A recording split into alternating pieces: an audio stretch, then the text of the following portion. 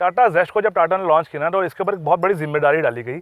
इसका मैंने जैसे ही क्लच एकदम से छोड़ा गाड़ी, अब मैंने कहा था ग्लॉस ब्लैक जो स्टेयरिंग पे है और यहाँ पे ये अलग अलग है, लोगों को पता चले कि वो इंडिका के अलावा भी कुछ बनाते हैं। बाय द वे इस बूट के अंदर ना ये वाली चीज़, ये वाला कंपनी ने ही कुछ ऐसे कर्म किए होते हैं जिस वजह से इस गाड़ी की राइड क्वालिटी ना सेडान से बहुत ज़्यादा मैच नहीं करती।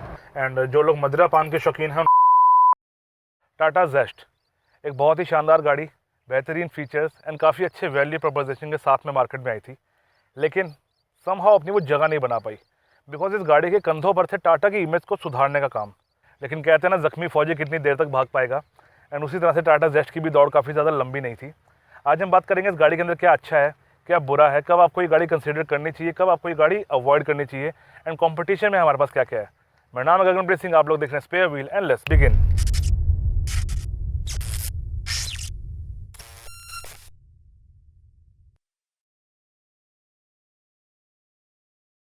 टाटा जेस्ट को जब टाटा ने लॉन्च किया ना तो इसके ऊपर एक बहुत बड़ी जिम्मेदारी डाली गई, एंड वो था कि भाई तेरे कंधे पे रख के हम एक तोप का गोला चलाएंगे जहाँ पे हम लोगों को बताएंगे कि हमने पुरानी गाड़ियाँ बंद कर दी हैं।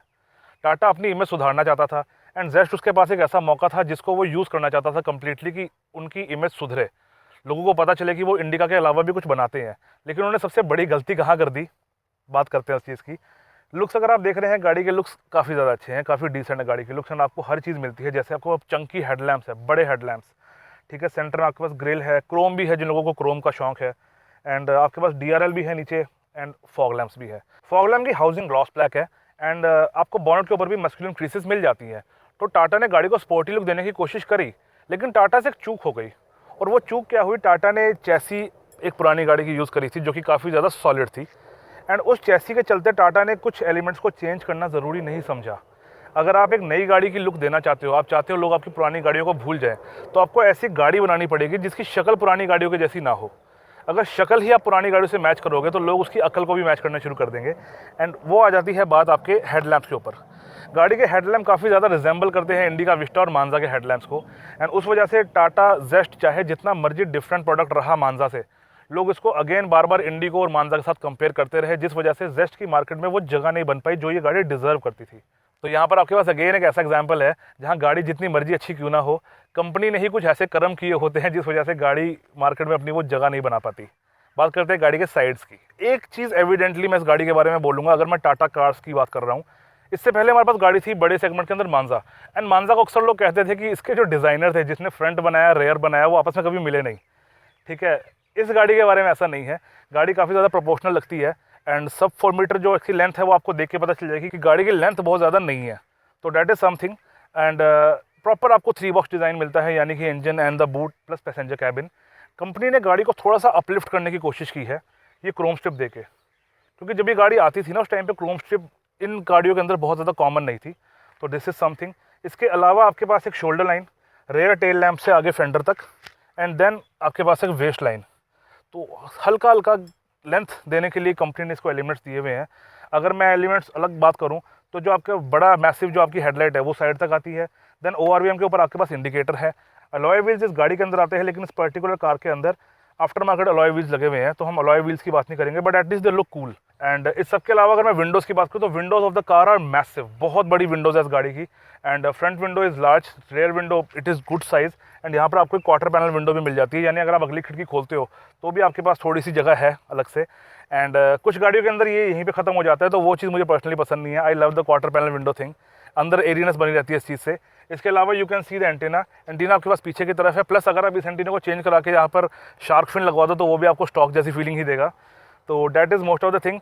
एक जो मेरे को पर्सनली लगता है जेस्ट में कमी नहीं कहूँगा मैं, इस चीज़ को कहूँगा कि एक वेरिएंट अगर और होता हमारे पास, जैसे इंडिगो में हमारे पास एक एक्सेल वेरिएंट था, यानी इंडिगो बहुत लंबी वाली भी थी हमारे पास एक, अगर हमारे पास जेस्ट में भी एक लॉन्गर व्हील बेस वर्जन होता जो 4 मीटर से ऊपर जाता, तो मेरे को लगता है टाटा का पोर्टफोलियो एक तरह से कंप्लीट हो जाता। बट टाटा ने मार्केट को देखते हुए SUVs के अंदर इन्वेस्ट किया, एंड देन इन गाड़ियों को एक तरह से फेज आउट ही कर दिया। टिगोर के बाद मेरे को लगता नहीं है कि अब टाटा कोई नई गाड़ी ऐसी लेके आएगा जल्दी, तो that's the thing. I miss longer sedans in Tata. Manza मुझे पसंद थी, लेकिन डिज़ाइन वाइज थोड़ा सा घपला थी वो। बात करते हैं गाड़ी के रेयर की, and coming at the rear, आपको एक चीज़ थोड़ा सा नोटिस हो गई होगी अब तक कि सेडान होने के बावजूद गाड़ी की थोड़ी सी ना हाइट ज़्यादा लगती है, तो it is something about the Zest कि आपको अंदर हेडरूम भी बढ़िया मिलेगा उस वजह से, लेकिन बाद में करेंगे उसकी बात। सबसे पहले you can see at the top antenna, then windshield के ऊपर आपके पास ना बहुत ही अच्छे पैटर्न के अंदर डिफॉगर बना हुआ है, तो it looks very cool. The boot lid, and boot lid के ऊपर आपके पास है टाटा का लोगो, यहाँ पे नीचे है क्रोम स्लैटिंग। देन आपके पास है दोनों साइड पर identical rear tail lights, and उसके नीचे हमारे पास है एक लॉक के लिए स्लॉट, बिकॉज इस बूट को ओपन करने के लिए हमारे पास अंदर कोई मैग्नेटिक लैच नहीं है जिसको मैं दबाऊँ और ये खुल जाए। इसको हमेशा चाबी से ही खोलना पड़ेगा मुझे। एंड अगर मैं बम्पर में बात करूँ तो you have the parking sensors, यानी कंपनी फिटेड पार्किंग सेंसर्स आते हैं स्टॉक वेरिएंट के अंदर। उसके बाद नीचे यहाँ मेरे पास है एक फॉग लैंप। अब बात करते हैं गाड़ी के बूट की, तो बूट को खोलने के लिए you have to use the key, and ऐसे this is the boot of the car. And boot space मैंने स्क्रीन पे लिख दिया होगा अभी, बट पॉइंट इज़ आपको अच्छी खासी जगह मिल जाती है। एंड इसके नीचे हमारे पास कुछ सामान पड़ा हुआ है तो उसको मैं भी दिखाऊंगा नहीं, बट इसके नीचे आपका अलॉय व्हील रहता है स्क्रू के साथ में। आप चाहे मेरे इंडिका विस्टा का रिव्यू देख लीजिए, सिमिलर सा ही इसका भी सिस्टम है सारा। तो that is all, there is not much to talk about the boot. By the way, इस बूट के अंदर ना ये वाली चीज़, ये वाला सिस्टम लगा हुआ है मैकेनिज़्म, जो हर गाड़ी के अंदर होता है। और ये मैं इसलिए बता रहा हूँ बिकॉज टिगोर में टाटा ने ये यूज़ नहीं किया था। टिगोर में टाटा ने ना स्ट्रट्स लगाए थे, जो कि काफ़ी प्रैक्टिकल चीज़ है। ऊपर आपके पास कोई यहाँ पे कवरिंग नहीं है, तो कॉस्ट कटिंग थोड़ी सी करी है कंपनी ने। And you can C seat के पीछे सपोर्ट के लिए आपको थोड़ी सी रॉड्स मिलती है। कुछ कंपनी ने इस चीज़ को सीट के अंदर लगा देती है तो कि ये दिखे ना। The speaker system, so that's all the boot guys, there is not much to talk about it. थोड़ा सा टायर जो वेल्स है वो अंदर तक आ रखे हैं, हल्का सा सामान में आपकी जगह खाएंगे ये, but there is not much to talk about the boot. So that's all. बात करते हैं गाड़ी के इंटीरियर्स की। तो opening angle of the door is very nice, and I hope आपको ये धूप में दिख रहा हो, ये हल्का सा ना ब्राउन शेड है, क्योंकि अंदर बैठ के ना ये ज़्यादा ब्राउन पता नहीं चलता। तो this is something very rare in the cars. ऐसा ही सिमिलर कलर का थोड़ा सा पर्पलिश शेड के अंदर आपको XUV 500 में आता था पहले। चलिए खैर अंदर चलते हैं। एंड ओपनिंग एंगल काफ़ी ज़्यादा वाइड है, आपको अंदर बैठने में किसी तरह की दिक्कत नहीं आएगी। एंड द टाटा थर्ड, बहुत ही शानदार फीलिंग है इसकी। So this is the key of the car. यहाँ टाटा का लोगो था जो कि बहुत हाई क्वालिटी नहीं था प्रॉबेबली, एंड बटन्स भी थोड़े से ना ज़्यादा रफ़ यूज़ करके ना ख़त्म हो रखे हैं, लेकिन काम करते हैं। तो अभी unlock, this is the lock, and ये लाइट्स के लिए है। मिनवाल देखते हैं कि इसमें डबल अलार्म है। अगर मैं दोनों बटन को एक साथ दबाता हूँ तो गाड़ी का अलार्म बजना शुरू हो जाता है। And this is the dashboard of the car guys. ये शैडो आ रही है ऊपर से स्टिकर की, राइट, इकोम का स्टिकर लगा हुआ है, वो चीज़ है। तो dashboard of the car looks very nice. मुझे हमेशा से ये गाड़ी का डैशबोर्ड पसंद रहा है, बिकॉज मेरे पास विस्टा थी जिसका जो सेंटर में मीटर था तो लोग उसको बहुत गालियाँ देते हैं, बट जेस्ट का डैशबोर्ड मुझे काफ़ी ज़्यादा पसंद है। And it looks very cool. In fact ये आपने जो कलर देखा था ये ब्राउन था, सेम ब्राउन आपको यहाँ ऊपर भी मिलता है। इस ब्राउन के आगे जो स्ट्रिप लगी है ये ब्लैक है, I hope it is visible. इसके अलावा यहाँ पे आपको हल्का सा ग्लॉस फिनिश मिलता है। देन ये मटेरियल थोड़ा सा ब्लैक शेड में है। I don't know if it is black और brown, I can not figure it out. या इट इज़ ब्लैक। देन यहाँ पर आपको मिलते हैं ये ग्रे एक्सेंट, ठीक है। इसके बाद ये जो पियानो ब्लैक है इधर, सेम पियानो ब्लैक यहाँ, सेम पियानो ब्लैक यहाँ, सेम पियानो ब्लैक है ऊपर। तो मल्टीपल एलिमेंट्स है, you can see the chrome rings as well. तो काफ़ी सारी चीज़ें हैं। गाड़ी को करते हैं स्टार्ट, बिकॉज काफ़ी ज़्यादा धूप हो रही है। तो यहाँ पर है गाड़ी के लिए रिंग चाबी के लिए। एंड अगर मैं इसको अनलॉक का बटन दबाऊँ, हल्का सा इल्यूमिनेशन आ गया इसके अंदर, ताकि आपको रात को रिंग दिख जाए। एंड यू कैन सी फिलहाल ऑडो के ऊपर आ रहा है 87,153, जो कि चला गया। अभी मैं इसको ऑन करता हूँ, तो एक स्टेप मैंने ऑन किया है। आई do not see anything now, all the icons. धूप ज़्यादा होने की वजह से ना आपको आइकन्स दिख नहीं रहे होंगे फिलहाल, बट इसको मैं एडजस्ट करता हूँ थोड़ी देर के अंदर। अब क्लच दबा के गाड़ी को करते हैं स्टार्ट, एंड माइल्ड वाइब्रेशन के साथ गाड़ी स्टार्ट हो जाती है। सबसे पहले अगर मैं स्टीयरिंग व्हील की बात करूँ तो steering wheel of the car feels nice. Electronic unit है ये, तो आपको शहर के अंदर चलाने में काफ़ी ज़्यादा इजी रहेगा। हाईवे के ऊपर जाकर थोड़ा सा हैवी हो जाता है। एडजस्टमेंट की बात करूँ तो यहाँ पर सिर्फ टिल्ट एडजस्टमेंट है, टेलीस्कोपिक नहीं है, तो आप इसको ऊपर नीचे कर सकते हो। इसके अलावा जो इसके ऊपर कवर लग रखा है गाड़ी पे, ये स्टॉक नहीं है, लेकिन जो अंदर का मटेरियल मैं देख पा रहा हूँ, it is quite good. Soft material है ये अंदर से, जो स्टीयरिंग है इट इज़ सॉफ्ट। तो अगेन वेरी नाइस। एंड यहाँ पर आपके पास that thing is I guess brown और black, this is black. Then यहाँ पे आपके पास ये ग्रे एक्सेंट है, सेंटर में यहाँ पे आपके पास है वही पियानो ब्लैक फिनिश। ये जो पियानो ब्लैक स्टीयरिंग के ऊपर है और जो यहाँ है ना सेंटर में, ये अलग अलग है, उससे बाद में आएंगे।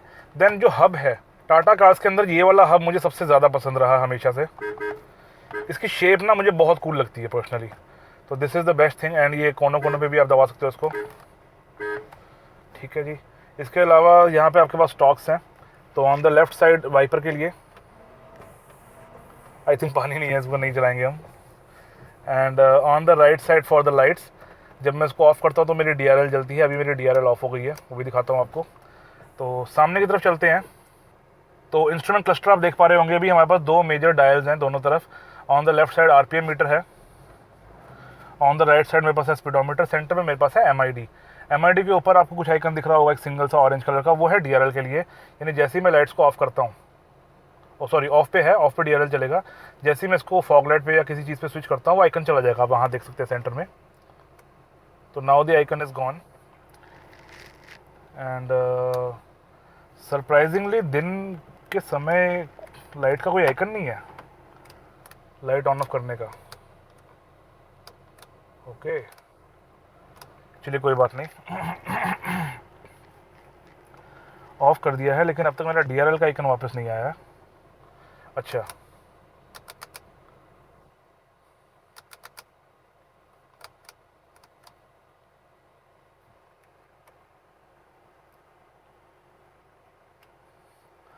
नाउ मेरा DRL का आइकन वापस आ गया है। मेरे को लगता है मैंने एक्सीडेंटली ना DRL को ऑफ कर दिया था यहाँ से। कुछ है पैटर्न इसका, जब अभी DRL ऑफ हो गई मेरी, you can C orange icon नहीं आ रहा। जब मैं इसको यहाँ पे स्विच करता हूँ थोड़ा सा एक ऐसे, तो प्रॉबेबली अभी आ जाना चाहिए, आ गया। तो यहाँ से मेरी DRL ऑफ हो गई थी। And regular indicators, not much thing. अगर मैं आपको आइकन दोबारा दिखाना चाहूँ, एक बार ऑन ऑफ कर लेते हैं गाड़ी को। तो these are all the icons, you can see malfunction के लिए आइकन्स वगैरह, छोटे मोटे सर्विस एंड एवरीथिंग। एंड ये कर देते हैं गाड़ी को स्टार्ट। बाय द वे एक वियर्ड चीज़ मुझे क्या लग रही है, देखो ये जो फ्यूल है ना, एम्प्टी फ्यूल, इसके ऊपर ई पे लाल लाइट आ रखी है। तो ये ना स्टार्टिंग में जब सुबह मैं कार लेके निकला, मेरे को लगा गाड़ी में तेल ही नहीं है। तो पहले मैं थोड़ा सा कंफ्यूज हुआ कि भाई क्या चक्कर है, गाड़ी में तेल क्यों नहीं है। फिर मैंने गाड़ी को एक जगह पे ऑन ऑफ किया, और तब मुझे रियलाइज़ हुआ कि अगर फ्यूल ना हो तो अलग से ऑरेंज इंडिकेटर आएगा, जो मेरी विस्टा में भी आता है, बिकॉज मीटर डिफरेंट है इसका उससे। तो मेरे को लगा शायद इसमें लाल रंग का आइकन होगा, but that is just for some sort of reserve thing. And MID की अगर मैं इन्फॉर्मेशन की बात करूँ तो इस समय कार 543 किलोमीटर चल जाएगी टैंक पे। 87,000 गाड़ी चल चुकी है। I hope it is clearly visible. And instant fuel economy दिखा रहा है मुझे फिलहाल 0, बिकॉज गाड़ी चला नहीं रहे हम। 1:05 हो रखे हैं, बाहर 42 डिग्री टेम्परेचर है, it is very hot outside. Servicing के लिए 390,000 पे या कुछ होगी सर्विस इसके आसपास। तो 328 किलोमीटर के बाद सर्विस है। फिलहाल 14 की एवरेज दिखा रहा है मुझे पिछले 7,000 किलोमीटर्स की। एंड 8,000 की भी सेम एवरेज दिखा रहा है, 14.1, 543। चलिए, जो ऊपर आप डब्बा देख रहे हो कोने के अंदर, आई होप यहाँ पे, एक मिनट, अब दिख रहा होगा ये डब्बा, ये बॉक्स, यहाँ पर आपके पास आ जाता है गियर। तो डैट्स द इंस्ट्रूमेंट क्लस्टर। इसके अलावा अगर मैं राइट साइड पे बात करूँ तो सबसे पहले मेरे पास एक AC वेंट, एंड काफ़ी कूल सा डिज़ाइन है इसका। एंड ये AC vent is exactly symmetrical to the opposite one. तो लेफ्ट राइट वाले सिमेट्रिकल हैं AC वेंट्स। एंड अच्छी चीज़ ये है कि बहुत प्यारे से कंट्रोल है, बहुत सॉफ्ट सा। एंड देन यहाँ पे छोटी सी पतली सी क्रोम की स्ट्रिप है अक्रॉस द वेंट एंड इसके ऊपर भी, तो it looks cool. I think इसको आप ऑन ऑफ नहीं कर सकते।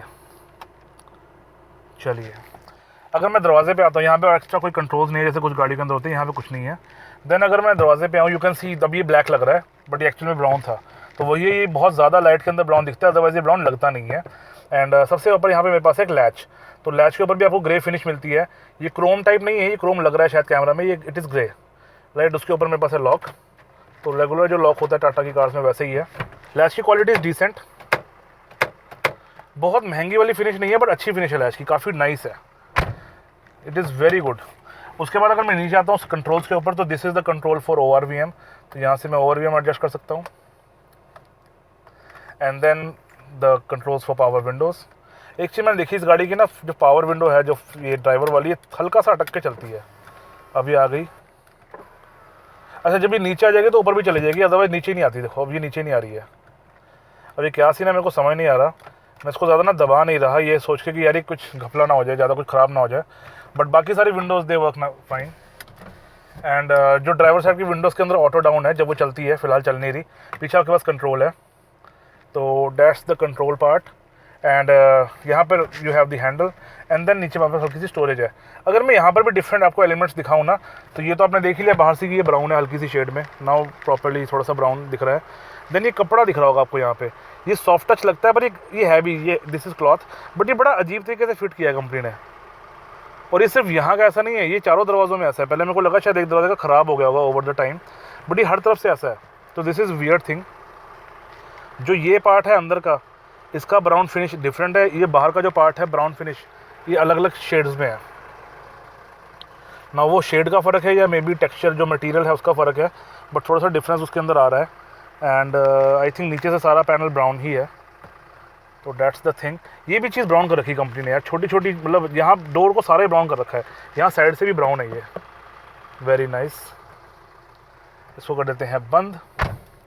अब चलते हैं सेंटर की तरफ। तो सेंटर में you can see the dashboard properly, and जो शेप है डैशबोर्ड की वो हल्की सी स्लांटेड की तरफ है, यानी यहाँ अगर मैं कुछ रखूँगा तो वो गिर के वहाँ चला जाएगा, इसीलिए जो आप परफ्यूम देख रहे हैं वो भी थोड़ा सा ऑफसेट है, सेंटर में नहीं है।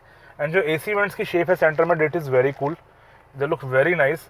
एंड कुछ गाड़ियों के ना AC वेंट बहुत अजीब बने होते हैं, बट क्योंकि ये शेप इस तरह से आ रही है, इसको प्रॉपर्ली फिनिश दे रखी है, ये ख़राब नहीं लगती, ये अच्छे लगते हैं देखने में। एंड AC वेंट्स के आसपास यहाँ पर you have the gloss black finish, and उसके अलावा द क्रोम रिंग। एंड ये जो सेंटर के AC वेंट्स है ना, ये बंद हो सकते हैं कम्प्लीटली, इनकी हवा कम्प्लीटली बंद हो सकती है, लेकिन जो साइड वाले हैं वो प्रॉपर्ली बंद नहीं हो पाते। इसके अलावा थोड़ा अपनी तरफ कर लेते हैं बिकॉज गर्मी बहुत है। इसके अलावा सेंटर में यहाँ पे मेरे पास है हज़ार्ड लाइट के लिए स्विच। देन अगर मैं नीचे आ जाऊँ इंफोटेनमेंट सिस्टम पे, तो यहाँ पर अगेन दिस ग्लॉस ब्लैक। अब मैंने कहा था ग्लॉस ब्लैक जो स्टीयरिंग पे है और यहाँ पे ये अलग अलग है, तो स्टीयरिंग पे ना it is very plain, it is all black. इसके अंदर ना कुछ शाइनिंग वाला कलर लगा रखा है इन्होंने, या तो मटेरियल ऐसा है या इसके ऊपर जो फिनिश है वो ऐसी है शाइनिंग वाली, बट इट शाइन्स, हल्की सी शाइन आती है इसके अंदर। एंड अगर मैं इंस्ट्रूमेंट क्लस्टर की बात करूँ तो दिस लुक्स वेरी नाइस। हाँ, ये छोटी लगेगी आपको आज की डेट में, बिकॉज आई थिंक ये सिर्फ 5 इंचज़ की है, बट आई थिंक इसमें जो ऑप्शंस वगैरह हैं वो आपको इनफ लगेंगे हमेशा।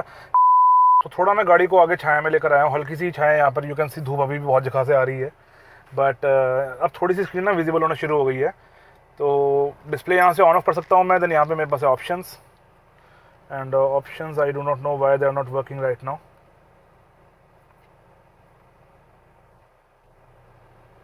पता नहीं, कुछ होगा सिस्टम इसका। सेटअप में मेरे पास यहाँ पे सेटिंग्स आ जाती है, तो यहाँ से मैं इसको स्क्रॉल कर सकता हूँ, फ़ोन वॉल्यूम जनरल एवरीथिंग। यहाँ पर व्हीकल सेटिंग्स हैं जहाँ पे साउंड बीप वगैरह, ऑडियो की सेटिंग्स, ब्लूटूथ फ़ोन, ठीक है।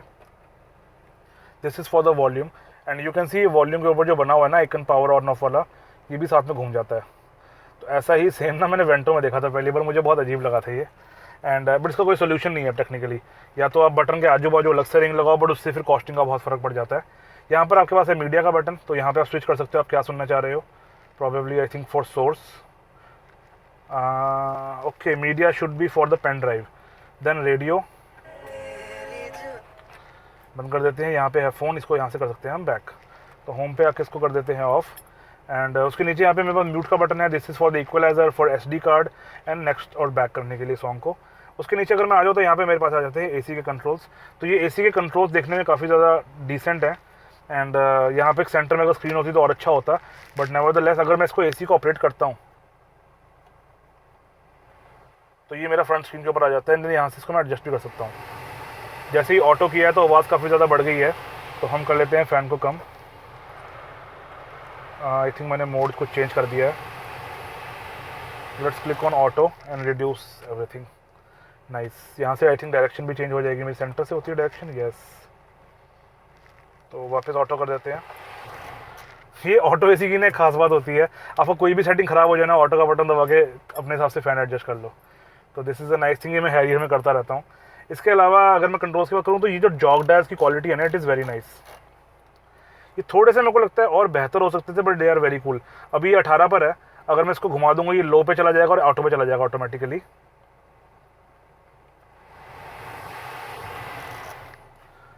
सो दैट्स द जॉग डायल। इसके अलावा you can see the chrome rings, प्यारी प्यारी क्रोम रिंग्स बनी हुई है, सेंटर में लाइन भी है, इस पर भी क्रोम रिंग्स बनी थी जिसकी मैंने बात नहीं करी। यहाँ पर ये क्रोम के हाईलाइट्स है छोटे छोटे। तो यहाँ पर भी बटन्स के बीच में कंपनी ने हाईलाइट दिए हुए हैं, तो कंपनी ने प्रीमियमनेस दिखाने की कोशिश करी है कि हमको काम करना आता है। इसके अलावा यहाँ पर कुछ बटन्स हैं, तो this is for the parking sensors. अभी दबाते हैं इसको तो यहाँ पर you can see this thing, बहुत ज़्यादा आवाज़ है इसकी। यहाँ पर ये जो लाल लाइट आ रही है, मैं आपको एक बार दोबारा दिखा दूँ।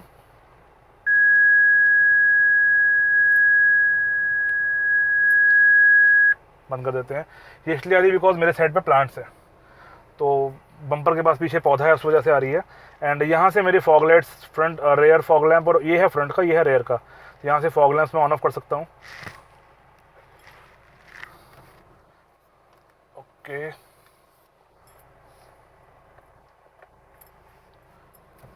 So the weird thing is कि यहाँ पर अगर मेरे पास स्विच है पार्किंग, अच्छा ये पार्किंग के लिए दिया होगा इन्होंने, फिर फॉग लैंप आपके सिर्फ यहीं से चलते हैं। Strange, just like Tata. चलिए, यहाँ पर मेरे पास कुछ ब्लैंक स्विचेज़ हैं 1, 2 एंड 3। उसके नीचे मेरे पास है एक आईपॉड यहाँ पे लिखा हुआ है, जहाँ पे आप पेन ड्राइव लगाओगे अपने गाने सुनने के लिए। एंड यहाँ पे आप लगाओगे ऑक्स। ऑक्स के अगर मैं नीचे आ जाऊँ तो यहाँ पर मेरे पास एक 12 वोल्ट सॉकेट, जिसमें उंगली नहीं करनी चाहिए, कुछ space, and then the gear box. अब गियर बॉक्स के ऊपर यहाँ पे कवर लगा हुआ है, तो इसकी शेप तो हम नहीं देख सकते कैसी है, बट ये 1, 2, 3, 4, 5 एंड 6 कन्फिग्रेशन पे चलता है। एंड इसके पीछे मेरे पास आ जाती है हैंड ब्रेक, जो कि सेम मेरी गाड़ी में भी ऐसी लगी हुई है। तो this is the functioning of hand brake. And hand brake के साथ ही हम बात कर लेते हैं स्पेसिस के बारे में। तो यहाँ पे वहाँ पर कुछ स्पेस है, जहाँ पे आप छोटा मोबाइल या वॉलेट रख सकते हो। यहाँ पर मेरा फ़ोन आ जाता है S20 FE, just like this. इसके अलावा हमारे पास स्पेस यहाँ पे आगे से एक बॉटल रखने के लिए। एंड यहाँ पे भी मैं बात करूँगा बॉटल होल्डर की। ड्राइवर डोर साइड पे अगर मैं आ जाऊँ तो यहाँ पे मेरा हल्की सी स्पेस है, जहाँ पे मैं सिर्फ डॉक्यूमेंट्स वगैरह रख सकता हूँ। बॉटल्स यहाँ पर नहीं आती। एंड अगर मैं जाता हूँ ग्लव बॉक्स की तरफ, तो ग्लव बॉक्स गाड़ी का अच्छा खासा लार्ज है, इसमें डिसेंट जगह आपका टिफ़िन या बॉटल्स आप पे आ सकती हैं। लेकिन जो मेरे को कमी लगती है जेस्ट के अंदर, कमिंग फ्रॉम इंडिका विस्टा, अगर मैं इसको एज एन अपग्रेड भी देखूँ, तो यहाँ पर कप होल्डर एक ही दिया हुआ है पूरी गाड़ी में। पीछे कोई कप होल्डर नहीं है, सेंटर में और कोई कप होल्डर नहीं है, सिर्फ एक कप होल्डर है। तो पानी पीने के लिए यहाँ पे सिर्फ ड्राइवर अपना ग्लास रखेगा या पैसेंजर है वो अपना ग्लास रखेगा। एंड जो लोग मदिरा पान के शौकीन हैं उनको भी थोड़ी सी गाड़ी के अंदर इशू आएगा। बट इसके अलावा मुझे पर्सनली कोई दिक्कत नहीं लगती। लेकिन बॉटल होल्डर आपके आगे यार 2 होने चाहिए, जो मर्जी हो जाए। कंपनी को चाहिए था यहाँ किसी भी तरीके से 2 बॉटल होल्डर्स को अकोमोडेट करे, बट ये इन्होंने मेजर मिस किया है अकॉर्डिंग टू मी, अगर मैं गाड़ी की यूजेबिलिटी की बात करूँ तो। अब अगर मैं सीट्स की बात करता हूँ, तो these are the seats of the car and these are genuine seats. Seat cover पर मुझे थोड़ा सा डाउट है कि ये कंपनी के हैं या बाहर के हैं, बिकॉज टाटा का लोगो तो इस पर लगा हुआ है, बट आई डाउट कि ये कंपनी के सीट कवर्स हैं। एंड गाड़ी की जो थाई सपोर्ट है, it is very nice, it is very good. आपका जो कुशन है वो भी काफ़ी ज़्यादा अच्छा है। बोल्स्टिंग गाड़ी की ठीक ठाक है, बहुत ज़्यादा टाइट वाली बोल्स्टिंग नहीं है जो आपको कुछ गाड़ी में मिलती है जैसे i20 वगैरह, but it is very good. Comfort wise it is very nice. Lumbar support मुझे हमेशा से थोड़ी सी लगती है कि इंडिका में बेटर हो सकती थी। एंड सेम ही सीट इसकी हैं, तो मैं इसके लिए भी सेम चीज़ बोलूँगा कि मे बी जेस्ट की लंबर सपोर्ट बहुत ज़्यादा बेटर ना हो, बट आपको सीटिंग प्रॉपर कंफर्टेबल मिलती है, आपको कोई ऐसी कमी नहीं लगेगी सीटिंग में से। अब बात करते हैं रूफ लाइनर की। तो this is the roof of the car. And सबसे पहले वाइज़र की बात कर लेते हैं। तो डिसेंट क्वालिटी वाइज़र है इनका। दूसरी तरफ पे आपको यहाँ पे मिल जाता है मिरर। एंड सेंटर में आपके पास है day night adjustment manually of course. And this is the mic. इस माइक को चलाने के लिए यहाँ पे बटन दिया हुआ है, बट इसमें कोई ऑडियो कमांड्स वगैरह नहीं है, ये सिर्फ कॉल करने के लिए बटन है। And this is the light. I think light में कुछ गड़बड़ है, हल्का सा फ्लिकर हो रहा है, प्लस एक कोने में चल रही है। ये आफ्टर मार्केट है, ऐसी लाइट नहीं आती इसके अंदर। आई थिंक मेरे ख्याल से यहाँ पे येलो बल्ब होता है सेंटर में, ये मुझे आफ्टर मार्केट लग रही है। मैंने भी अपनी विस्टा में ऐसे आफ्टर मार्केट अपने आप से लगा रखी है। इसे कर देते हैं बंद। So that was the front of the Zest guys. And एक चीज़ आपको दिखाऊं तो ये क्वालिटी जो है इसकी पिलर की, it is very much solid. Roof quality भी इसकी डिसेंट है। यहाँ से रूफ क्वालिटी थोड़ी सी कमज़ोर लगती है इसकी, जहाँ पे इसकी लाइट है। ये मुझे इसलिए पता है बिकॉज विस्टा में भी हल्की सी यहाँ से थोड़ी वीक है, लेकिन यहाँ पीछे अगर आप आते हो it is very solid. And overall जो क्वालिटी डैशबोर्ड की भी है वो भी काफ़ी ज़्यादा अच्छी है। बाय द वे, आपने ये आइवरी टेक्सचर देखा होगा ना, जिसका अब तक मैंने जिक्र नहीं किया। This is not exactly ivory, but some sort of like light cream और समथिंग। ये बहुत अच्छा लगता है देखने में। गाड़ी ना बहुत ज़्यादा प्रीमियम लगती है इसकी वजह से। टाटा बोल्ट में भी सेम डैशबोर्ड है, लेकिन उसका ये पार्ट ब्लैक है, तो वो थोड़ा सा स्पोर्टी लगता है। ये थोड़ा सा प्रीमियम लगता है, जैसे फैमिली टाइप कार। लेकिन ये ना सॉफ्ट टच मटेरियल नहीं है, ये हार्ड है। ये मैं कंपेयर किससे करूँगा, मैंने क्रेटा का रिव्यू किया था और उसमें मैंने कहा था कि क्रेटा का dashboard soft feeling hard touch है, यानी वो फील होता है सॉफ्ट, लेकिन वो एक्चुअल में हार्ड है। ये एग्जैक्टली वही चीज़ है। तो जो आपको आज की क्रेटा में मिलता है ना, टाटा आपको उस ज़माने में दे रहा था जब लोगों ने इस गाड़ी की कदर नहीं करी। And it is very nice actually. देखने में डैशबोर्ड गाड़ी का बहुत ज़्यादा क्लीन है। और आपको अंदर बैठ के ना प्रॉपर एक प्रीमियम फील आती है इसमें से। चाहे बहुत ज़्यादा फीचर्स नहीं है, बहुत महंगी गाड़ी नहीं लगती आपको, लेकिन आपको ये ज़रूर लगता है कि आप एक अच्छी डिज़ाइन कार के अंदर बैठे हुए हो। बात करते हैं गाड़ी के रेयर की। सो अंदर बैठने से पहले डोर के ओपनिंग एंगल की बात कर लेते हैं। And opening angle of the door is pretty wide. गाड़ी चल रही है बिकॉज गर्मी बहुत ही ज़्यादा है। The solid Tata third. And ये सीट मैंने काफ़ी पीछे कर रखी है, मैं थोड़ी आगे ही चलाता हूँ, this is way to back. बट इसके बावजूद यहाँ पे लेग रूम है मेरे पास, मतलब इस जगह पर 6 फुट से लंबा बंदा आराम से बैठ जाएगा, तब भी शायद थोड़ी आगे कर ही लेगा। तो यहाँ पे मेरे पास स्पेस है and that is the maximum leg room guys. तो स्पेस की आपको कमी नहीं होने वाली इस गाड़ी के अंदर। इसके अलावा प्लीज़ इग्नोर द ट्राईपॉड, गर्मी काफ़ी है एंड बूट में ना कुछ सामान ज़्यादा पड़ा तो मैंने इसको वहाँ रखा नहीं है अभी। And this is the bench of the car. You can C Thai support is pretty good. And जो कुशनिंग है सीट की वो भी काफ़ी ज़्यादा अच्छी है, पर मेरे को लगता है कुशनिंग के ऊपर ना हल्का सा फ़र्क सीट कवर की वजह से पड़ा हुआ है। So there is not much to talk about it. And no there is no armrest as well. पिछले का जो सपोर्ट है, बैक सपोर्ट है, वो भी काफ़ी ज़्यादा डिसेंट है। हल्की सी अपराइट लगेगी आपको, ये बहुत ज़्यादा ना पीछे बैठी हुई नहीं है, हल्की सी अपराइट है। बट आपके पास रिमूवेबल हेडरेस्ट है 2 पैसेंजर्स के लिए। सेंट्रल पैसेंजर के पास आपके पास कोई चीज़ नहीं है। एंड इसके अलावा ऊपर there is no light, single light है आगे की तरफ, तो no complaints with that. These are the handles and wow soft close, very nice. तो छोटा सा हम्प है यहाँ ना सेंटर में, यू कैन सी। अगर मैं पैर लेके आता हूँ साइड पे, तो यहाँ पे हल्का सा हम्प है एक, तो जो बंदा बीच में बैठेगा, फुटवेल्स ईजी हैं, वाइड हैं, तो ऐसे कोई दिक्कत नहीं आएगी। लेकिन हम थोड़ा सा उसको बंदे को फील हो सकता है कि जब उसको सेंटर में पैर रखना पड़ेगा तो उसे हल्का सा उठा के पैर रखना पड़ेगा ऊपर की तरफ। Otherwise there is not much to talk about. And अगर मैं बाकी स्पेस की बात करूँ तो यहाँ पर पीछे भी आपको थोड़ी सी स्पेस मिलती है, तो there is not much you can put inside. ठीक है, बॉटल के लिए यहाँ पे कोई जगह नहीं है। This is brown. जो कपड़ा आपको मैंने आगे दिखाया था वो पीछे से भी ऐसे ही है, तो ये टाटा को इम्प्रूव करना चाहिए था उस टाइम पर। चलो खैर, गाड़ी ख़त्म है अब, ये अब आती नहीं है। तो that's all the rear space guys, there is not much to talk about the rear. You can see the head room. पीछे यहाँ में बैठा हुआ हूँ, मेरे पास थोड़ी सी ही जगह है। अगर मैं मस्त रिलैक्स होकर बैठूँ तो हेड रूम मेरा बहुत ज़्यादा, मतलब जस्ट ओकेश हेड रूम है। There is not much space, but I do not think मेरे को ऐसे कोई प्रॉब्लम है इस चीज़ से। मैं आराम से बैठ के जितना मैं जा सकता हूँ इस गाड़ी के अंदर। थोड़ा मैं पीछे होकर बैठूँ तभी हेड रूम खत्म होता है। अगर मैं रेगुलर रिलैक्स होकर बैठा हूँ लाइक दिस, तो I think I am good, I am comfortable at this place. And बढ़िया फैल के यहाँ 3 लोग बैठ सकते हैं। So that's the rear of the Zest. बात करते हैं गाड़ी की ड्राइविंग की। एक हल्के से रंबल के साथ गाड़ी स्टार्ट हो जाती है। बेल्ट पहन लेते हैं, बिकॉज 4 स्टार का मतलब ये थोड़ी कि हम बेल्ट ना पहने और रूल ना फॉलो करें। एक हल्की सी वाइब्रेशन हो सकता है कैमरे के अंदर फील होगी, उसका आपको रीज़न बताऊंगा अभी थोड़ी देर में। सबसे पहले तो जब कार आपकी मूव होना शुरू होती है ना, तो आपको गाड़ी का वेट ऑलमोस्ट नेग्लिजिबल सा लगता है। फिर तब आपको फील नहीं होता कि गाड़ी के अंदर ज़्यादा वेट है। एंड क्योंकि गाड़ी का इलेक्ट्रॉनिक स्टीयरिंग है, तो गाड़ी ना बहुत ईजी टू स्टीयर लगती है आपको। जैसे ही गाड़ी चलती है ना, आपको एक और चीज़ पता चल जाएगी उन लोगों को जिन लोगों ने ज़्यादा सेडान्स चला रखी हैं। इस गाड़ी की राइड क्वालिटी ना सेडान्स से बहुत ज़्यादा मैच नहीं करती। It is more like the hatchback part of the car, जो कि बोल्ट है, या जैसे मैंने प्रीवियसली बताया आपको कि टाटा की जो इंडिका विस्टा है, उसी चैसी के ऊपर टाटा जेस्ट बनी हुई है। तो उनकी राइड क्वालिटी बड़ी सिमिलर सी है। आपको लगेगा कि आप एक लंबी गाड़ी में बैठे हो, लेकिन जो गाड़ी की चलने वाली फीलिंग है ना, वो ट्रांसलेट नहीं करती सेडान के एक्सपीरियंस में। अब बात करते हैं ड्राइविंग फील की। तो सबसे पहले अगर मैं स्टीयरिंग व्हील से शुरुआत करूं, तो steering wheel of the car is electronic, जो मेरे को अब तक समझ में आया इसको चलाने का। मैं स्पेक्स नहीं देखता, मैं सिर्फ गाड़ी को चला के देखता हूँ, उससे जो मुझे समझ में आता है वो उनको बता देता हूँ। गाड़ी का स्टीयरिंग व्हील इलेक्ट्रॉनिक फील होता है आपको। एंड उसका रीज़न क्या है कि स्लो स्पीड्स के ऊपर ये बहुत ज़्यादा वो है, बहुत लाइट रहता है। हाई स्पीड्स के ऊपर जैसे जैसे स्पीड आपकी बढ़ती है, स्टीयरिंग थोड़ा सा हैवी हो जाता है। हाइड्रोलिक थोड़ा सा ऑपोजिट काम करता है। हाइड्रोलिक स्लो स्पीड पे हैवी लगता है, हाइड्रोलिक हाई स्पीड पे जाके आपको थोड़ा नॉर्मल महसूस होना शुरू हो जाता है। तो this is an electric steering wheel. And अभी मैं 5th गियर पे 80 पे जा रहा हूँ, तो अभी थोड़ा सा स्टीयरिंग व्हील मेरा हैवी हो गया है। अदरवाइज जब मैं शहर के अंदर रहता हूँ तो ये बहुत लाइट लगता है। अब स्टीयरिंग व्हील में क्या अच्छा क्या बुरा मुझे लगा, जब तक तो ये हैवी है, यानी हायर स्पीड्स पे, तब तक इस गाड़ी में एक आर्टिफिशियल फीडबैक आपको मिलता रहेगा। राइट, फीडबैक टायरों से आपको डायरेक्ट नहीं मिलता। There is some sort of artificial feedback जो टाटा ने ऐसी गाड़ी से इंट्रोड्यूस किया था, जहाँ तक मेरा ख्याल है। तो वो चीज़ आपको हाई स्पीड के ऊपर मिलती है, बस स्लो स्पीड पे आपको कोई फीडबैक नहीं मिलता। स्लो स्पीड पे आपको ये गाड़ी Hyundai के जैसी फील होगी, जैसे आप i20 चला रहे हो या वरना चला रहे हो, आपको वैसी वाली फीलिंग आएगी स्लो स्पीड के ऊपर।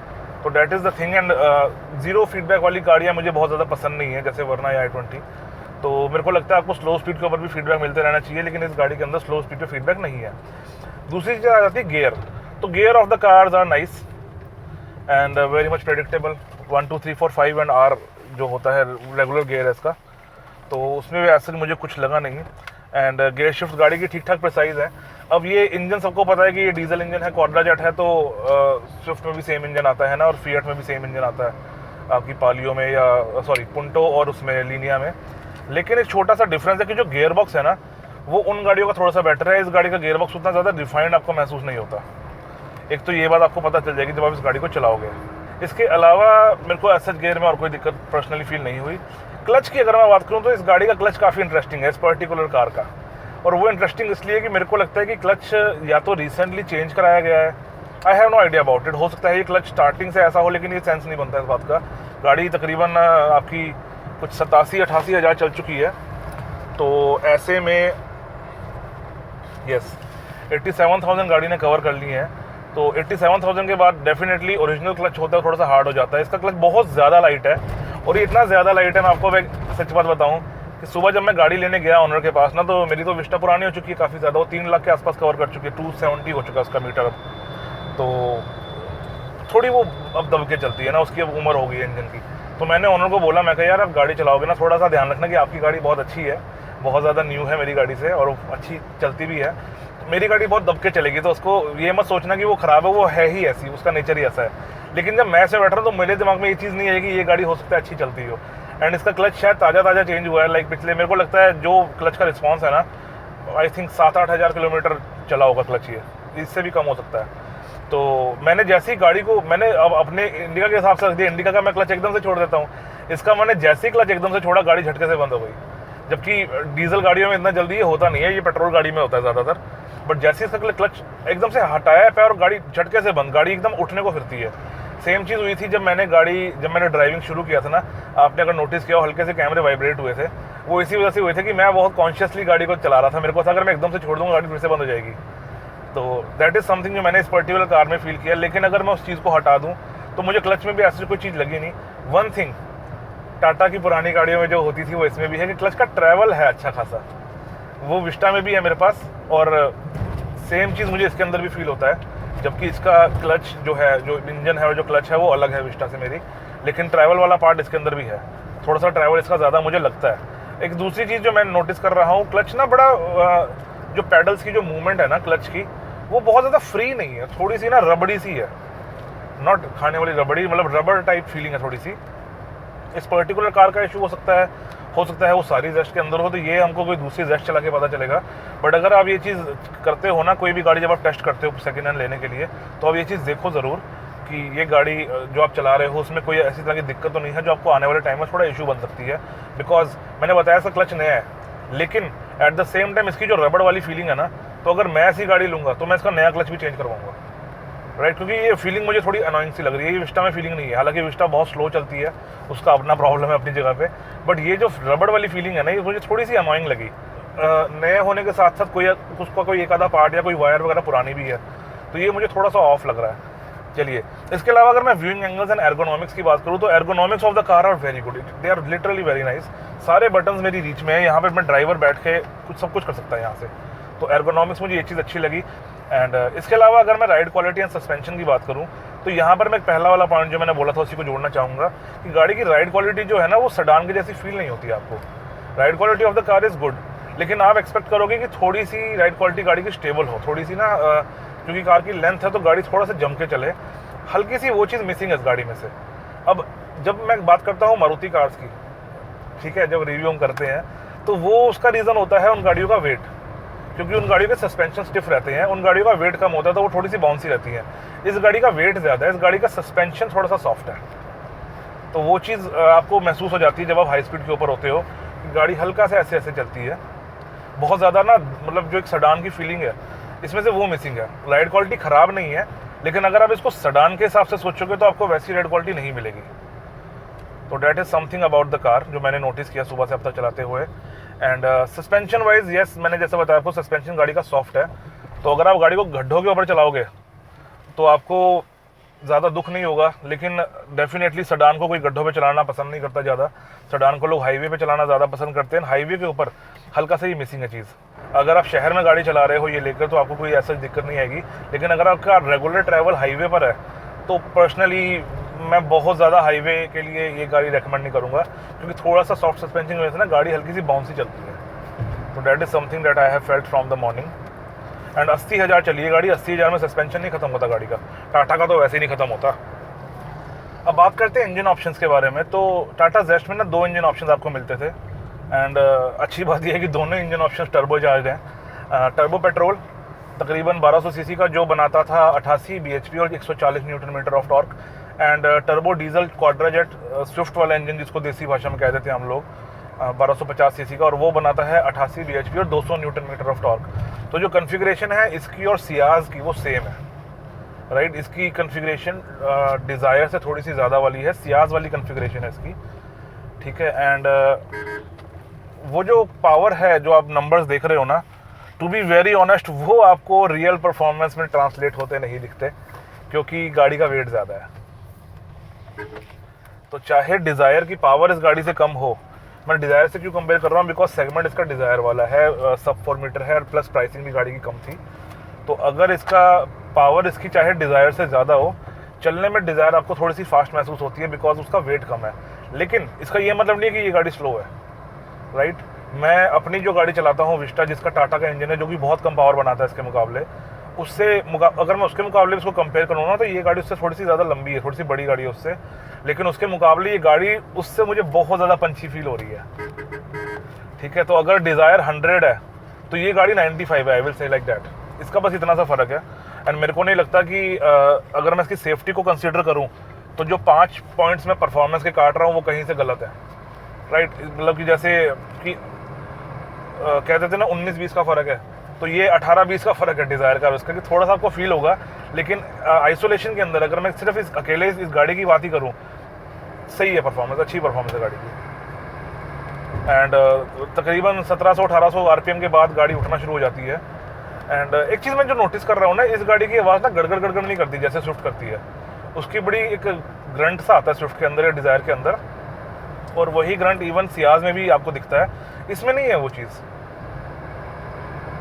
इसकी थोड़ी डिफरेंट सी आवाज़ है। अब या तो इसकी आइसोलेशन कैबिन की ज़्यादा है, that could be a thing, क्योंकि अब अगर गाड़ी हल्की होगी डिज़ायर तो उसके अंदर इंजन की आवाज़ भी ज़्यादा आएगी, ये फैक्ट सी बात है। बट इसकी अंदर जो आवाज़ आ रही है ना वो काफ़ी ज़्यादा डिफरेंट है कंपेयर टू डिज़ायर। तो that is one thing I would like to say about that. So in isolation the performance of the car is good. And अगर मैं बताऊं कि गाड़ी का 200 Nm टॉर्क है गाड़ी को भगाने के लिए, तो गाड़ी की ब्रेकिंग भी ठीक ठाक है। एंड पीछे आल्टो वाली पर काफ़ी ज़्यादा दूर है अभी, तो अगर मैं इसकी गाड़ी एकदम से ब्रेक मारूं,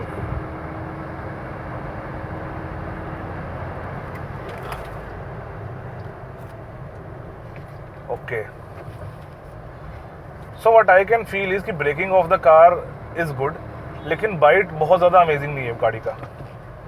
ब्रेकिंग बाइट हल्का सा मैं कहूँगा थोड़ा सा मिसिंग है ब्रेक्स में से। आपकी गाड़ी रुक जाती है लेकिन ब्रेक्स ना थोड़ी सी आपको स्पॉन्जी फील होंगी, तो that is something. And I think we have covered most of the car. बढ़ते कंक्लूजन की तरफ, किनको ये गाड़ी लेनी चाहिए, किनको ये गाड़ी अवॉइड करनी चाहिए, एंड क्या क्या ऑप्शंस है हमारे पास। तो गाड़ी के ना पहले प्लस पॉइंट्स की बात कर लेते हैं कि आपके पास क्या अच्छाई है इस गाड़ी के अंदर। देखिए सबको पता है गाड़ी का इंजन बहुत ज़्यादा शानदार है, ठीक है। क्वाड्राजेट कहूँ या मल्टीजेट कहूँ या DDIS कहूँ, ये सारे सेम ही इंजन है। थोड़ा बहुत लेआउट का फ़र्क होता है, ऊपर नीचे किसी का टर्बो कहीं लगाए किसी का कहीं लगाए, इतना छोटा मोटा फ़र्क होता है। इंजन का जो बेसिक बिल्डिंग ब्लॉक है वो सेम है, तो सबको पता है कि ये एक रिलायबल इंजन है, पहली बात। दूसरी बात, इसका प्लस पॉइंट है गाड़ी के अंदर 5 लोग बहुत कंफर्टेबली बैठ जाते हैं, गाड़ी खुली डुली है, आपको स्पेस के अंदर गाड़ी में कोई दिक्कत नहीं आएगी। तीसरी चीज़ है आपके पास गाड़ी में पीछे बूट स्पेस है, राइट। अगर आप इसको देखो कि सब 4 मीटर कार है, यानी 4 मीटर के अंदर आ जाती है, लेकिन उसके बावजूद गाड़ी का बूट स्पेस डिसेंट है। एंड चौथी चीज़ 4 स्टार है इस गाड़ी के सेफ्टी में, तो गाड़ी की सेफ्टी भी काफ़ी ज़्यादा डिसेंट है। इनफैक्ट सबको पता है कि टाटा की गाड़ियाँ सॉलिड तो रहती हैं, एंड ये तो वैसे भी पुरानी गाड़ियों में से एक है जो काफ़ी ज़्यादा सॉलिड हुआ करती थी, राइट। तो ये तो हो गए 4 मेन पॉइंट्स गाड़ी के। इसके अलावा अगर मैं कोई प्लस पॉइंट की बात करूँ तो लुक्स में आपका पर्सनल प्लस पॉइंट होगा। मुझे इस गाड़ी का डैशबोर्ड वगैरह बहुत ज़्यादा पसंद है। अब अगर मैं नेगेटिव्स के अंदर बात करूँ गाड़ी की, तो जो पहला नेगेटिव है इस गाड़ी का वो है गाड़ी की लुक्स। अच्छी लगेंगी आपको डेफिनेटली, आगे लाइट्स में प्रोजेक्टर है, ठीक है, पीछे से भी सेडान वाली लुक है गाड़ी की, सब कुछ अच्छा है। लेकिन जो नेगेटिव पॉइंट है ना इस गाड़ी की लुक्स में वो है इसकी इंडिका वाइब। ये गाड़ी ना चलने का सबसे बड़ा रीज़न ही ये था कि ये गाड़ी देखने में आगे से इंडिका विस्टा जैसी लगती थी, एंड इंडिका विस्टा इंडिका जैसी लगती है। तो डैट इज़ समथिंग जहाँ टाटा को बहुत ज़्यादा ज़रूरत थी कि टाटा इस चीज़ को चेंज करे, एंड इसीलिए उन्होंने सारा पोर्टफोलियो बंद करके सारी गाड़ियाँ दोबारा लॉन्च की थी। टियागो, टिगोर, अल्ट्रोज, नेक्सॉन ना, अल्ट्रोज तो बाद में आई है, बट तभी उन्होंने पोर्टफोलियो चेंज किया था बिकॉज हर बंदा कहता था कि टाटा की सारी गाड़ियाँ indica, indica V2, indica DLS, Indigo, indica Vista, indica मांजा, जेस्ट, बोल्ट, ये सारी गाड़ियाँ देखने में एक जैसी थी। इनफैक्ट आरिया के अंदर भी इंडिका की लुक्स लोगों ने निकाल ली थी। तो उस वजह से मैं कहूँगा कि एक्सटीरियर इस गाड़ी का नेगेटिव पॉइंट हो सकता है बहुत से लोगों के लिए। अच्छा लगता होगा लोगों को डेफिनेटली, लेकिन है नेगेटिव बोलने वाले लोग हैं। इसके अलावा जो दूसरा नेगेटिव लगा मुझे इस पर्टिकुलर कार के अंदर, मतलब जेस्ट के अंदर, that was the ride quality. कि राइड क्वालिटी गाड़ी की ना बहुत ज़्यादा सडान टाइप नहीं लगी मुझे, थोड़ी सी अनसेटलिंग सी राइड क्वालिटी है इसकी हाईवे पे।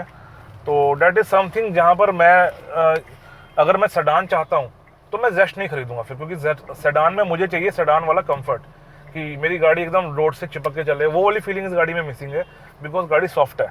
लेकिन शहर के लिए ये गाड़ी का सस्पेंशन डिसेंट होगा, तो उसकी हम बात करते हैं। एंड इसके अलावा जो तीसरा नेगेटिव है मेजर इस गाड़ी का, वो है टाटा की सर्विस। जो ओनर है इस गाड़ी के वो बहुत खुश है टाटा की सर्विस से, एक्चुअल में खुश है। मैं भी अपनी जगह पर टाटा की सर्विस से खुश हूँ, लेकिन अभी भी टाटा ने वो स्टेटस नहीं हासिल किया मार्केट के अंदर कि मैं कह दूं टाटा की सर्विस बहुत ज़बरदस्त होती है। बहुत सारे लोगों के मुझसे मतलब कि मेरी बहुत लोगों से बात होती है, एंड अमृतसर में मैं कोई हैरियर ओनर्स को जानता हूं जो दुखी है टाटा से। अगर हैरियर ओनर दुखी है तो जेस्ट लेके आप भूल ही जाओ ना कि आपको कितना सेटिस्फेक्शन मिल जाएगा कंपनी से। तो डैट इज़ समथिंग, जो छोटे मोटे काम होते हैं ना गाड़ी के, वो एजेंसी कर लेती है। जहाँ पर मेजर काम आता है वहाँ पर एजेंसी मेरे को लगता है टाटा की लड़खड़ा जाती है कि यार ये हम कैसे कर पाएंगे, ये मतलब I don't know, there is something कि वो नहीं कर पाते वो लोग, ठीक है, कुछ गड़बड़ कर जाते हैं टाटा वाले इवेंचुअली। तो that is the thing. And बार बार आपको लग रहा हो कि मैं गियर मुश्किल से डाल रहा हूँ बिकॉज इसका ना क्लच थोड़ा सा मुझे गड़बड़ लग रहा है। हर बार मैं क्लच दबाता हूँ मेरे को लगता है वो पूरा नहीं दबा या दबना है और पता नहीं क्या सीन है उसका, तो उसको जाने देते हैं। खैर, तो ये तो थे पॉजिटिव्स एंड नेगेटिव्स, ठीक है। आप अपने हिसाब से डिसाइड कर सकते हो आपको क्या चाहिए क्या नहीं चाहिए। अगर तो आपको एक फैमिली कार चाहिए जिसका स्पेस अच्छा हो, जिसकी यूटिलिटी वाइज वैल्यू बहुत सही हो, तो जेस्ट एक बहुत अच्छी गाड़ी है, क्योंकि जेस्ट आपको हर चीज़ प्रोवाइड करती है जो जिसकी आपको ज़रूरत पड़ेगी। स्पेस है, सेफ्टी है, इंजन बढ़िया है और बूट के अंदर जगह है। तो ये जो पहले जो पॉजिटिव 4 बताया ना, वो अच्छा सेलिंग पॉइंट बनता है इस गाड़ी के लिए। अगर आप एक ऐसी गाड़ी चाहते हो, क्योंकि देखो डिज़ायर में भी स्पेस है, अच्छा इंजन है और बूट स्पेस बढ़िया है, लेकिन सेफ्टी के मामले में जीरो है वो गाड़ी। अगर मैं एक्सेंट की बात करूं तो एक्सेंट की भी डिज़ायर जैसी सिमिलर कहानी है कि इंजन भी अच्छा है, स्पेस भी ठीक है, बूट स्पेस भी अच्छा है, पर गाड़ी में स्ट्रेंथ नहीं है। स्ट्रेंथ वाली कार अगर मैं लेके आऊँ तो वो आ जाती है एस्पायर। अब अगर मैं एस्पायर की बात करूँ तो एस्पायर एक ऐसी कार लगती है मुझे पर्सनली जो मैं कहूँगा जेस्ट से ऊपर है, ठीक है। अगर आप जेस्ट देख रहे हो ना तो एक बार आप एस्पायर जरूर चेक करो। प्रोज एंड कॉन्स की बात कर लेते हैं। एस्पायर का इंजन बहुत अच्छा है, एस्पायर की पावर बहुत ज़्यादा अच्छी है, एस्पायर की सेफ्टी काफ़ी ज़्यादा अच्छी है। स्पेस वाइज जेस्ट बढ़िया गाड़ी है, एस्पायर में इतना स्पेस आपको नहीं महसूस होगा। बूट स्पेस एस्पायर का ठीक ठाक है। एंड कहाँ पर एक आपकी डेली यूसेज में कहाँ डिफरेंस आ जाएगा कि टाटा की गाड़ी ना कहीं भी ठीक करवा सकते हो कल को। अगर आपको कोई छोटा मोटा इशू आता है तो आप लोकल मैकेनिक्स पे रिलाई कर सकते हो, आप उन पर भरोसा कर सकते हो कि वो भी टाटा की गाड़ी की ऐसी तैसी नहीं करेंगे, बिकॉज ये इंजन स्विफ्ट में भी आता है। तो बेसिक चीज़ें सबको पता होती है मैकेनिक्स को। प्रॉब्लम कहाँ आती है, जो एस्पायर का इंजन है ना वो वैसे तो बहुत सिंपल लेआउट है, लेकिन क्योंकि एस्पायर की सेल कभी इतनी ज़्यादा रहेगी नहीं कि आपको उसके इंजन के लिए इजीली मैकेनिक मिल जाए। कुछ लोग डिसएग्री करेंगे इस बात से, लेकिन पर्सनली मेरे को ये लगता है कि जो इंजन कम बिकते हैं मार्केट में उनकी रिपेयर का भी बाद में कलेश ही पड़ता है। जैसे आप फोक्सवैगन देख लो, फोक्सवैगन गाड़ियाँ सेल भी कम है उनकी, उनके इंजन कॉम्प्लिकेटेड भी हैं, वो मार्केट में सही से ठीक भी नहीं होते, तो आपको एजेंसी जाना पड़ता है। तो एस्पायर की भी सिमिलर सी कहानी रहेगी, ठीक है। एंड एस्पायर अगर आप ले लोगे, जेस्ट और एस्पायर की रीसेल वैल्यू एक जैसी है आज की डेट में, ठीक है। जेस्ट आपकी बिक भी जाएगी, एस्पायर लोग लेने से पहले सोचेंगे फिर आपसे, ठीक है। कल को आप एस्पायर बेचोगे ना तो आपको थोड़ी सी दिक्कत आ सकती है। जेस्ट में आपको मेरे को लगता है वो दिक्कत नहीं आएगी, चाहे रीसेल वैल्यू दोनों की एक जैसी हो, राइट। तो वहाँ पर आपको ये देखना पड़ेगा कि अगर आपको लॉन्ग टर्म के लिए कार रखनी है, आप कंपनी से सर्विस करा सकते हो, आप हर चीज़ का पैसा खर्च सकते हो, तो आप एस्पायर लो। अगर आपको चाहिए एक गाड़ी जो स्ट्रेंथ भी है, सब कुछ है, जेब पर हल्की पड़ती है, तो वो जेस्ट है, ठीक है। जेस्ट गाड़ी का कोई खर्चा नहीं है ज़्यादा अननेसेसरी, जेस्ट गाड़ी बहुत सही है अपनी जगह पर। बस ये है कि क्योंकि इसकी शक्ल इंडिका वाली थी तो लोगों ने इसको वो वाला प्यार नहीं दिया जो इसको मिलना चाहिए था। So that was all for today guys. I hope हमने सारे टॉपिक्स कवर कर लिए हैं। सर्विसिंग की अगर मैं बात करूँ तो 3-4 हज़ार की सर्विस होती है इस गाड़ी की, क्योंकि वो एक आम डीजल गाड़ी का खर्चा है, उसको आपको वो तो करना ही पड़ेगा, राइट। तो that was all and I hope आज का वीडियो थोड़ा छोटा रहा हो, क्योंकि बहुत से लोग कंप्लेन करते हैं कि वीडियो बहुत लंबा होता है, और जो लोग तो देख लेते हैं अच्छी बात है, फिर जो नहीं देख पाते ना उनका मजाक कर उड़ाते हैं लोग कमेंट्स के अंदर, राइट। तो ऐसे नहीं क्या करो यार, ठीक है। बहुत जल्द मुलाकात करेंगे आपसे अगले वीडियो के अंदर। तब तक के लिए keep liking, sharing, subscribing and supporting. Bye bye.